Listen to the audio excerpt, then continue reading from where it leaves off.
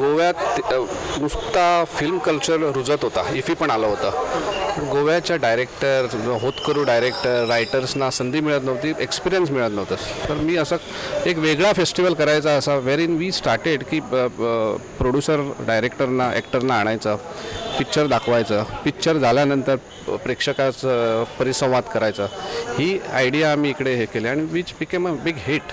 So पहिल्याच वर्षाला आम्हाला भरपूर प्रतिसाद मिळाला आणि मग ते वाढत गेलं. आता 7व्या वर्षी पोचलो आम्ही. बरे पिक्चर इकडे प्रीमियर, गेल्या वर्षी दुनियादारी पण प्रीमियर झाला इकडे, मोठा हिट झाला. यंदा आम्ही 3-4 प्रीमियर करतो. आमच्याकडे 10 प्रीमियर करा म्हणून हे आलं, पण because of lack of theatres आम्ही करू शकलो नाही.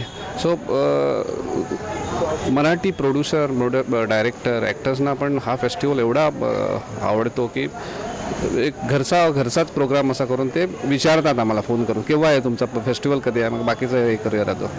सो ही सक्सेस स्टोरी, म्हणजे 7 वर्ष कधी गेली, कधी हे कळलंच नाही. सो पुढे गोवेकरांच्या ओव्हरऑल प्रतिक्रिया काय असतात, म्हणजे आतुरतेने सगळेजण वाट बघत असतील. त्याच्याबद्दल काय? मला जानेवारीपासून फोन यायला सुरुवात होता, कधी असणार तुमचा डेट कधी, त्याप्रमाणे आम्ही आमचं शेड्यूल ठरवतो. कुठला पिक्चर असेल, हा पिक्चर आणा तुम्ही, असं करा, या ॲक्टरना बोला, यांच्याशी आम्हाला परिसंवाद करायचा. सो जानेवारीपासून हे सुरू होते की एक प्रकारची शेड्यूल्ड असं कॉल्स येतात, मग मीटिंग्स होतात तसं. सो जूनपर्यंत मग आम्ही जास्त करून जूनच्या पहिल्या विकातच करतो आहे हा ह्याच्यात, म्हणजे पावसाळ्यात. यंदाच्या महोत्सवाचं काय स्पेशल वैशिष्ट्य काय असणार की कुठले सिनेमे आहेत ज्यांचे याच्यामध्ये प्रीमियर होणार? यंदा आम्ही हा रेगे पण स्टार्टिंग एक प्रीमियरच आहे, पण ते नंतर फेस्टिवलमध्ये दाखवलं आहे त्याने, पण ऑडियन्ससाठी हा पहिला प्रीमियर आहे.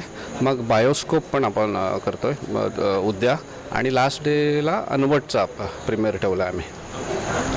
Okay, thank you.